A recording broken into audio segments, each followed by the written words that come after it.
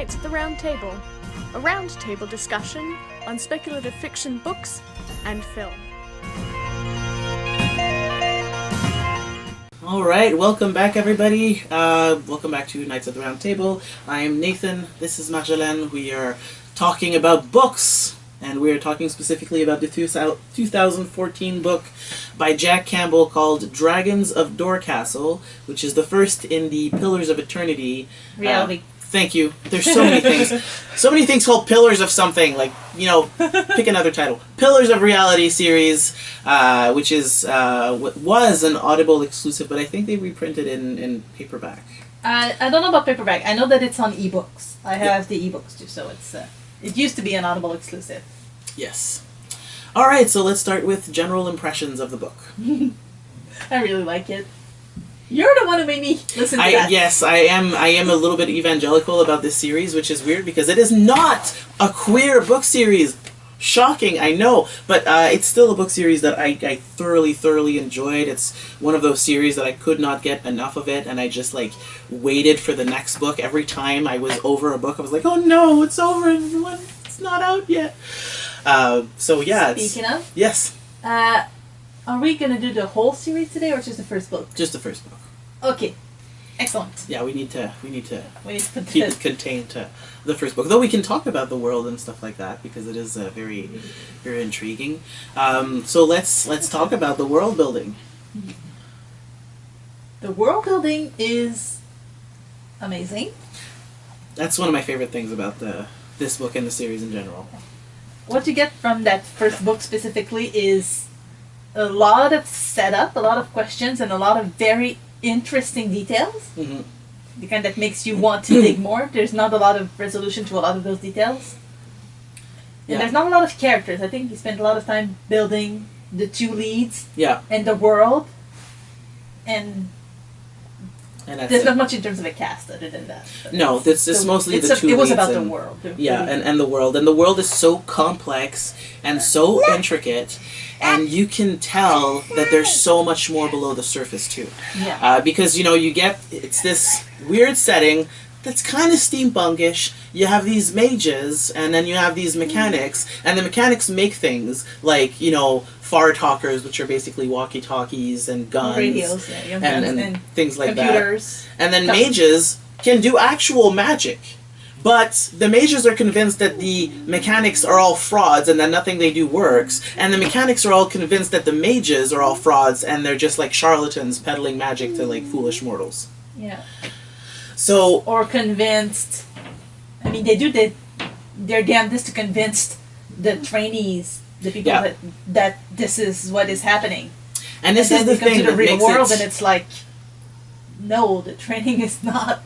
And that's it. Like, you start with the setup, and then they spend a lot of the book deconstructing that notion of like, well, maybe things are not as they seem. And throughout the series, this is a theme that grows and continues, and you see that eventually the entire world is not at all what it seems, and the setting is not even what it seems. Like, you think that you're getting into this like kind of steampunk fantasy series, and no, that's not it at all. It's very complex and different, and I think that the first book does a really good job of setting that up.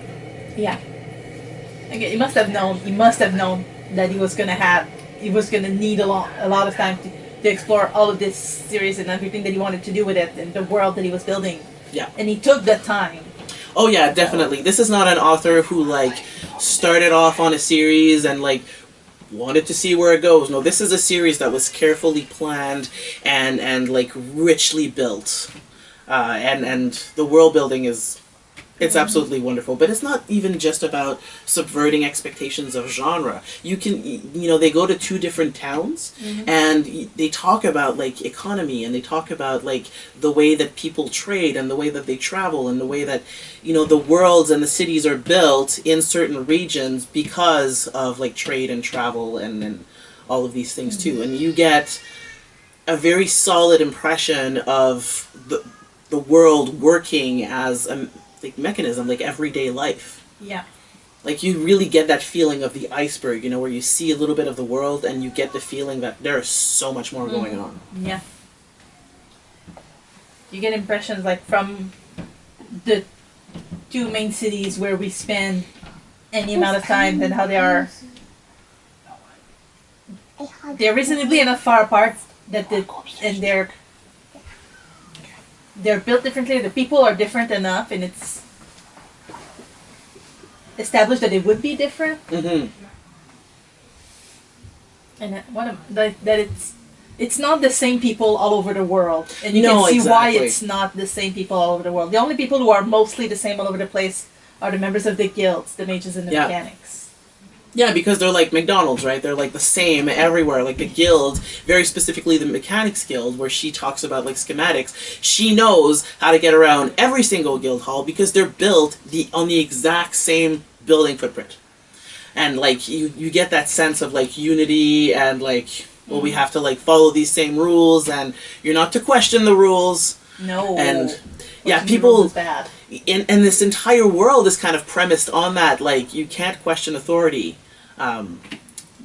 Fact, you know, like that's very, very pervasive in everybody's worldview. Yeah. And the only people who have kind of a more global worldview are what they call the commons, who are neither mechanics nor mages, and who are just living in the world and kind of watching things going on and like going, yeah, these folks are up to something. Yeah. Can we talk about the characters a little bit? We can talk about how are you doing for time? You're only 6 minutes in. Seriously? Wow, I'm like, Okay, so characters. Characters! Yes, so we have two main characters here. We have Elaine and we have Marie. And Elaine is, they're both young, so it is very much a young 18, adult book. It is young adult. So yes, they're 17 and 18. I think Elaine is 17, and Marie is 18. And she's just been, you know, declared a master mechanic because she passed all of her trials and she did really well. We don't know what the in school. exams are, but she did well. Yeah. She did uniquely, remarkably well. And so did Elaine. And he's the youngest ever to become a mage at 17, and she's the youngest ever to become a master mechanic at 18, I think. And she was the youngest to attain the title of full mechanic at 16. That's right. So there's things going on in both of these backgrounds, and neither of their guilds are terribly pleased that such young people are succeeding at such a very young age. Mm-hmm. And they both get sent on this mission, which goes horribly wrong right at the get-go at the beginning of the book, where like he's protecting a caravan and there should have been another mage with him, but there isn't for whatever reason. Mm-hmm. And the caravan gets attacked and pretty much everybody dies except for both of them. Yeah. And they're stuck in the desert with nothing. Yeah. With little bits of water that they managed to steal back from the caravan. Yeah. No food. Yeah, so days until they can get to the next watering place if they can find it.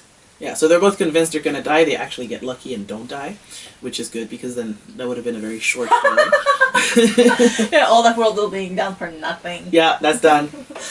But yeah, and they are forced to collaborate to get through the desert and survive until they find another caravan to take them in and bring them to town. Yeah. And through being forced to work together and survive, like, mages do not speak to mechanics. Mages are actually convinced that nobody in the world is real except for themselves. Yeah. Yeah. Not like all the mages are the only one that's real. Like the individual mage that is the only thing that's real. Is the only thing all the other mages are even not real. It's a very, very complicated worldview that they actually explain quite well. Like, it makes a lot of sense when you read it in a book. When you say it out loud, it's like, well, that doesn't make any sense. Yeah, but it's like any magic system. As long as it's internally consistent, you can suspend its belief and it's going to work. And that is very internally consistent. Absolutely. Absolutely.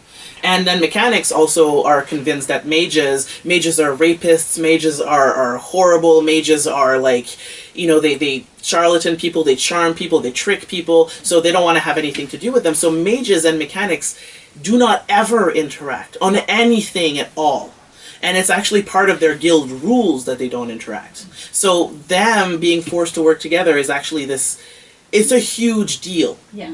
And getting to know each other, you know, well, the mechanic clearly sees that the magic he's doing, it's not possible that it's a trick. It's something, it has to be something that's magical or unexplainable because she cannot explain it. Yeah. He turns invisible and shoots fireballs.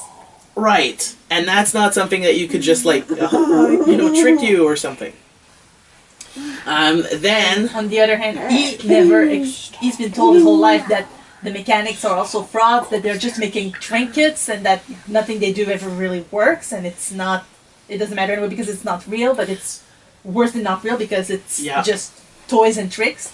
But then he sees bandits armed with rifles taking out an entire caravan, and he's like, whoa, that definitely worked. That was definitely powerful enough to like down some people, and those are mechanic weapons. And I was told that, they didn't work at all. Yeah. So they're both confronted with the fact that maybe their guild has not been telling them the whole truth, if not outright lying to them. And they can't explain why they would be doing such a thing. And then they reach the city and separate again, except that Elaine has a vision. Yeah, just before they separate, he has a vision centering around Marie. Yeah. About a second sun rising over her and storm clouds gathering in. Yeah. And she's at the center of something indescribable and very frightening to him. Yeah. So she gets back to her guild, and we mostly follow her throughout this city, and, fulfilling her contract, and the guild completely ignores the fact that she was almost killed, that she almost died. They actually get on her case for being dirty and being late. Yeah, you really hate the guilds. Yeah. They ask for proof that she was attacked, and she can't give any, and they don't believe her. Yeah. I need to see. And then when she goes to complete her contract, which is on a thinking machine, which is like a very rudimentary basic computer, she suffers another attack, and she's kidnapped. Yeah. So yeah, when she gets back to her guild, they don't believe her, and then her second contract, she's attacked again, and Elaine comes to her rescue because he sees her coming into that building and not coming out. Well, there's a little bit before that you're skipping that I really enjoy. Yeah. He sees a thread. The thread between them, which I didn't catch the first time around. That was listening, or maybe even the second. Like the most recent time, I was like, it's a connection. It's literally the connection that they made between them that he can see as a metaphorical thing. And because they never call it a connection, because they always use the word thread, I didn't make the link. In my mind, I feel silly, but yeah, it's just now that they formed a connection, Elaine, due to his mage powers, can see a visible thing, a visible manifestation of that connection, and he can follow it to find Marie, who has just been knocked over the head and trapped in a dungeon, so that's good. And he likes her, and she likes him, but she's able to, like, actually word this and think about it, but because mages are supposed to have no emotions. Yeah. Because if they have any emotions, they'll lose their magic, or so they've been told. At least. And so he's not able to, like, recognize his own feelings for her, and he's just completely baffled by this mysterious thread that he's like feeling connecting him towards her.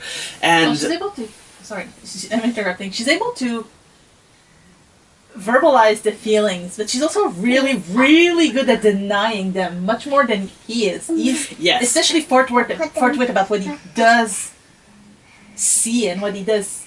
Yeah. It's not exactly feeling, he doesn't call it feeling, but like what he's thinking and what he's seeing, he tells as it is. Mm-hmm. And she's like denying, double tracking, and like going in all sorts of direction, babbling on, trying to just like... Well, it's because she has complicated feelings about it, because she has feelings for a mage. She's not even supposed to be talking to her. Like, her guild has told her in very no uncertain terms that she was not to associate with any mages. Yeah. So she's feeling, oh my god, I kind of like this guy, and that is so much trouble, and it's much more trouble than I have time or energy for, and I just do not want to get involved with this shit. And he's like... I feel the connection. I don't know what this means. Is this a mechanic trick? It's. I actually really love Elaine. Like, here you think. You think that his name is pronounced. Sorry? I kept thinking, because they say, McLeod enters the narrator or the text, whatever, said the name before saying the gender. So there's those first couple of seconds, I think that it's Elaine. Elaine. The girl name. Yeah. Instead of Alain, which is how it's written, which is how it should be pronounced. Yeah, it is Alain, but they pronounce it Elaine. Yeah. No. It's an English thing. We're French, so we take exception to that. Squareheads. But yeah, no, he's an incredibly endearing character. Yeah. And you feel for him so much when you find out like everything that he's been through for his training and like becoming the way that he is.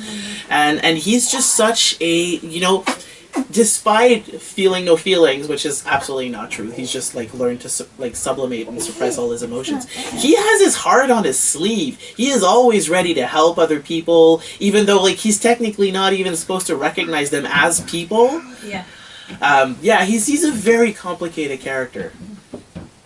And Marie is just like the strong female character that you love. She is just so incredible, but while being deeply flawed and just she's just so human. Yeah. It's very, very good. And having this whole book to spend mostly developing two characters, you also get to know them very, very well. And you feel, anyways, I felt ending this book that I was leaving behind friends. Because they're very, you get attached to these characters very, very much. Yeah. I felt ending this book that it was time to download the second one.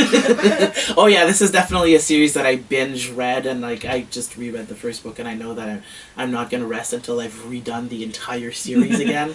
It's something like 5 or 6 books. 6 books, yeah, the first one. So it is something, but also it's a book that's like, I don't know, it's like 6 hours or something like that. It's like even more. I think. It's more. Yeah, they're fairly long closer books. To 10 hours, yeah. But you just blast through it because it's paced so well. Like the story just moves forward in all of these really good beats. You don't have like these huge periods of exposition and like, there's always something happening. Well, there is some info dump dialogue that could have been handled maybe a little bit better, but yeah. Where? When she first arrives to the guild hall in the first city and they talk about the rebellion and they first bring up the daughter of Jules, and that was like kind of okay, that was awkward. A little bit, but it's a tiny moment, I think. Yeah. Anyway, I compared thought to the length of the book, it's a tiny moment. Yeah. I'm not gonna pretend that everything was perfect. That was a bit that could have been handled better. Well, I loved it. How are we doing for time? You have 9 minutes left. Oh, sweet. We get to talk about other things. Macaulay Andrews. Yes! The narrator is so good. He's so good. He's so good. So obviously when we both read it, this was an Audible exclusive, so we both listened to it as an audiobook. And the narrator, if you like audiobooks at all and you have a chance to listen to this as an audio, the narrator is just so fantastic. Like, you get the voice of the characters. Like, I have seldom heard narrators do such a good job, like, individually voicing the characters. Marie has this voice that is just like, you could have hired a female actor to play this character, and I don't think it would have been better. Mm-hmm. I wonder if it helps that we start the book from the point of view of Alain, so it eases us in a little bit. Like, possibly, it's from... And then when we first begin hearing... But he is good at doing a young female voice. An older female voice. Yeah, he's good. Like, the cast becomes increasingly... Obviously, they add a few characters over 6 books, because you can't just... 6 books! But yeah, every time they add a new character, he gets that... They have a unique voice. You could get no dialogue tags at all, and always you could tell who's talking. Yeah. Like, they could not have found a better narrator for this. He's the kind of narrator that you go and, how they list, like, other books by the same author. They list other books that are narrated by the same guy, and you go, like, okay, I want to listen to everything that he's doing. He was incredible. And Jack Campbell himself, I've not read any of his other series, just, to be clear about that, but he is mostly a science fiction writer. He writes, like, these military science fiction, kind of in the style of Tanya Huff, I would say. I haven't read this other stuff, I couldn't say for sure. I know that Jack Campbell is a pen name. Yeah. And that He also has he also writes under his real name. Yeah. Henry, I think. Yeah. Mm-hmm. So. Yeah, under Prolific the man. very incredibly prolific writer. Oh my god. But yeah, this series was very, very unique. Mm-hmm. Very unique, and yeah, you can feel a lot of what's happening, like what's going to happen. It's a perfect setup for the rest of the series. Yes. And it definitely leaves you wanting more. Mm-hmm. Do you have anything else that you would like to bring up? The magical creatures? Oh, yes! Yes, it handles magical creatures really good. So, Dragons of Dorcastle, we haven't talked about a dragon a single time yet. Yeah. There are dragons in this book. Possibly. So, when they get to Dorcastle, there's all these rumors about, like, dragons attacking the city, and dragons maybe, like, disturbing the railway and everything. Kidnapping people, taking hostages, and demanding ransom money. And then, this is very strange to Elaine, because dragons are not, like, actual living creatures. They are creatures that mages can summon. So they can summon trolls, they can summon dragons, they can summon rocks. Leviathans, like all of these, not rocks, like Rock the bird. Not Dwayne Johnson's? Not Dwayne Johnson's, although that would be really cool. I would like to summon me a rock. Oh yeah. I mean, oh my. Indeed. That got me sidetracked a little bit. Sorry. That's okay. Magical creatures, summons. Magical creatures, yeah. So there are summoned creatures that only last, as long as the mage has energy, or as long as, like, it's a spell. It's not a creature that has its own volition. Yeah. So he's like, dragons couldn't possibly be doing all this. And then they uncover this weird, spoilers, plot by, like, dark mechanics who are people who are mechanics who can, like, produce mechanic weapons and machinery and repair it and everything. That's not supposed to be possible if you're not a mechanic. So the mechanic guild actually has this whole belief that, mechanics are naturally born with the talent, and that they can only be taught, and so long as they're a mechanic, they can do these things. But if people, like normal people, could not possibly, like, repair a gun, or a radio, or a radiator, like, they couldn't possibly do that, because, like, it's some kind of magical talent. They can't even use a lot of the... Exactly. So, like, they guard their knowledge really, really closely, and then you find out that, no, there's all these people, they're operating, like, a steam boiler, they're operating, like, these huge things, and they're pretending, with a steam engine and, like, a bunch of cranes, that there's an actual dragon. They're doing damage, and, like, there's, like, this hissing sound and smoke and everything, but it's all, like... And things... metal bits shaped like claws that they it's stuff, and it's all like this plot to, like, make the people think that there's, like, rogue dragons, and by, like, sideways blaming the Mage Guild for, and also making money. Obviously. It's always about money. But yeah, it's like this whole complicated plot that is actually really fun mystery to unravel and everything. And meanwhile, they get chased by, like, the guilds and the independents, and, like, everybody wants them dead, and everybody wants to solve the mystery at the same time. So they manage to both avoid all of these plots against them and solve the mystery and fix the problem.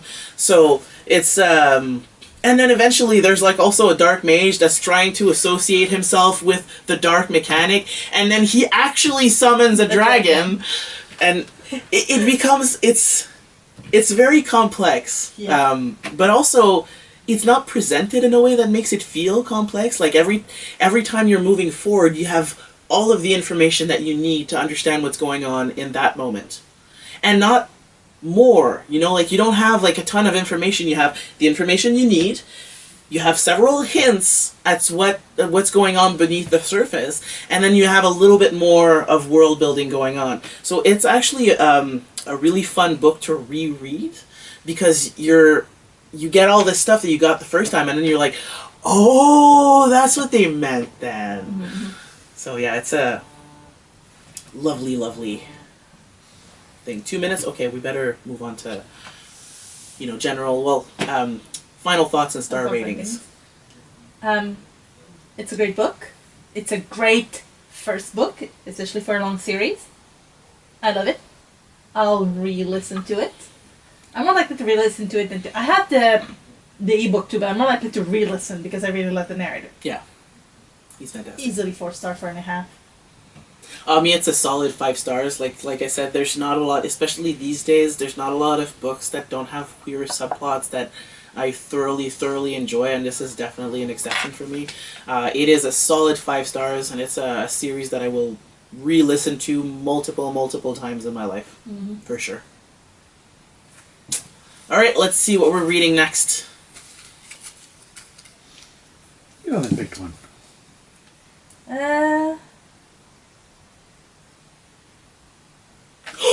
Something Blood by... Drawing Blood by Poppy Z. Bright! Sorry, this is one of my favorite books of all time! Again, so good. I'm very excited. It's too bad I we was the didn't one pick who had that reaction last month when we drew Dragons of Dorcastle, so... Yeah, you that's weren't true. there. Oh my god, this is too bad that we didn't do it for Halloween, because this is a very good horror book. Hmm. And it's a queer book! Ooh. Nice. Yes, so I'm very excited to be doing this. Drawing Blood by Poppy Z. Bright, which was sometimes in the 90s, but I can't remember. Alright, thank you so much for listening to Dragons of Dorcastle and us raving about how awesome it was. Please check it out if you can. It's on Audible. And if you would like for us to review some specific books, please leave comments in the section below. Also like and subscribe, please, so you can keep listening to our awesome raves about awesome things that we loved or possibly didn't love so much. And thank you for being with us today. Bye. Bye.